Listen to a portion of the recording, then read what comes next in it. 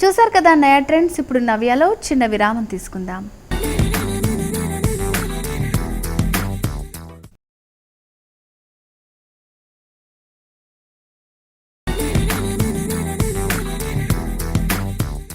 నవ్య కార్యక్రమానికి తిరిగి స్వాగతం. ఈ కళ రంగుని బట్టి కోడిపుంజు రకాలను జాతులను గుర్తిస్తారు. నల్ల ఈకలున్న పుంజును కాకి అని, తెల్లని ఈకలు ఉంటే దాన్ని సేతు అని, మెడపై నలుపు తెలుపు ఈకలు సమానంగా ఉంటే దాన్ని పర్లా అని, నల్లగా ఉండి 2-3 ఈకలు ఉన్న పుంజును కొక్కిరాయి అని దీనికి పెద్ద పురాణమే ఉంది.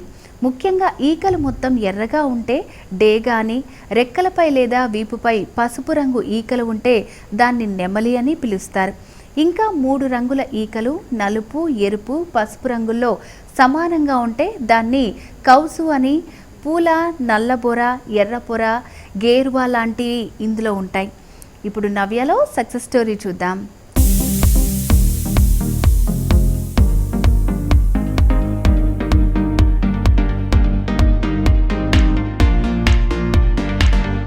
నమస్కారం అండి. నేను మీనాక్షి, క్రాఫ్ట్స్ కౌన్సిల్ మెంబర్ని. ప్రతి సంవత్సరం అవేర్నెస్ ప్రోగ్రామ్ కింద ఒక్కొక్క క్రాఫ్ట్ జనానికి అవేర్నెస్ తేవడానికని ఈ డిస్ప్లే పెడతా ఉంటాము. ఈసారి న్యాచురల్ ఫైబర్స్ తోటి లైక్ బ్యాంబూ, తాటాకు, ఈతాకు, గుర్రపు డెక్క ఇటువంటి వాటితోటి మనం రోజు వాడే పరికరాలు అంటే వెజిటబుల్స్ కానీ లేకపోతే చేపలు, ఇంట్లో కూర్చునే చేపలు కానీ అన్నిటికీ అన్ని అవసరాలకి మనకి పనికొచ్చేటట్టు ఈ న్యాచురల్ ఫైబర్స్ ఎట్లా వాడాలో అది ట్రైనింగు ఇస్తాము. ప్లస్ మార్కెటింగ్ చేయడానికి క్రాఫ్ట్స్ కౌన్సిల్ ఉపయోగపడుతుంది.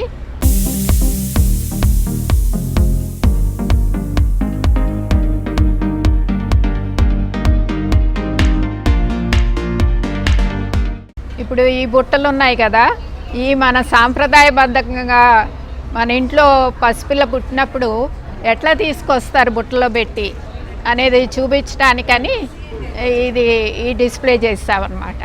ఇట్లాగా ప్రతి ఐటము ఇప్పుడు బట్టలు వేయటానికి కానీ, పసిపిల్ల బట్టలు వేయటానికి కానీ, ఉయ్యాలు కానీ, ఊగే ఉయ్యాలు కానీ ఇవన్నీ కూడా న్యాచురల్ ఫైబర్స్తో చేసినాయి.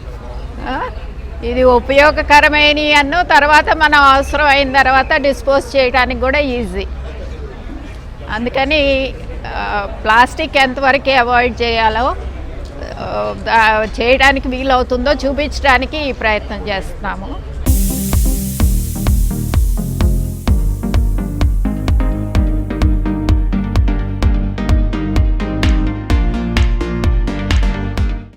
ప్రతిదానికి వర్క్షాప్ కండక్ట్ చేస్తాం. Design development workshop, natural dyeing workshop.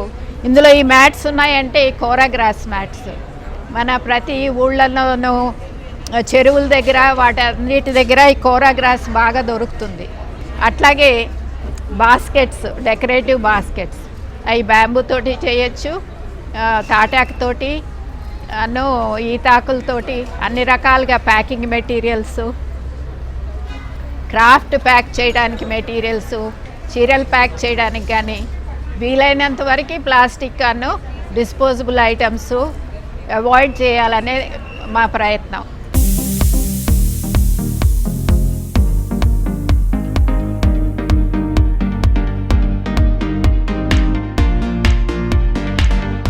పల్మైరా అంటే తాటాకు బుట్టల్లో మన క్రాఫ్ట్స్మెన్ అందరూ ప్యాకింగ్ వాడతారు. ఆ ప్యాకింగ్ వాడేయే కొంచెం అందంగా తయారు చేయడానికి, అట్రాక్టివ్గా ఉండటానికని వాళ్ళకి కూడా డిజైనర్ని పెట్టి న్యాచురల్ డైస్ అవన్నీ వాడేటట్టు ప్రోత్సహిస్తాము. ఈ ట్రైనింగ్ స్కీమ్స్ అన్నీ 3 నెలల నుంచి 6 నెలల వరకు ఉంటాయి. వాళ్ళకి అందులో ఈ మ్యాట్ వీవింగ్, బాస్కెట్ మేకింగ్ ఇవన్నీ కూడా కొత్త డిజైన్స్, న్యాచురల్ డైస్ ఎట్లా వాడాలి ఇవన్నీ నేర్పించడానికి ఒక 3 నెలల నుంచి 6 నెలలు ట్రైనింగ్ స్కీమ్స్ జరుగుతాయి.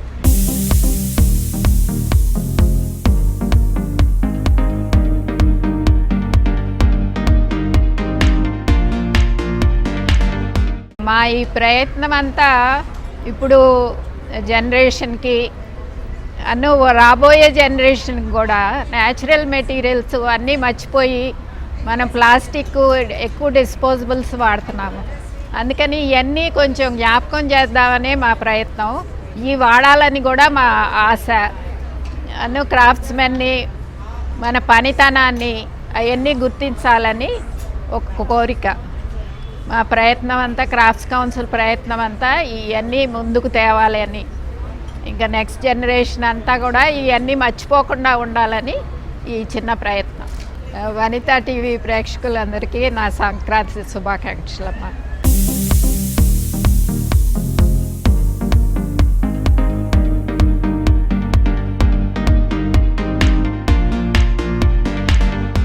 చూసారు కదా సక్సెస్ స్టోరీ. ఇక ఇది ఇవాల్టి నవ్య. తిరిగి రేపటి నవ్యలో మళ్ళీ కలుద్దాం. మరొకసారి ప్రేక్షకులందరికీ సంక్రాంతి శుభాకాంక్షలు.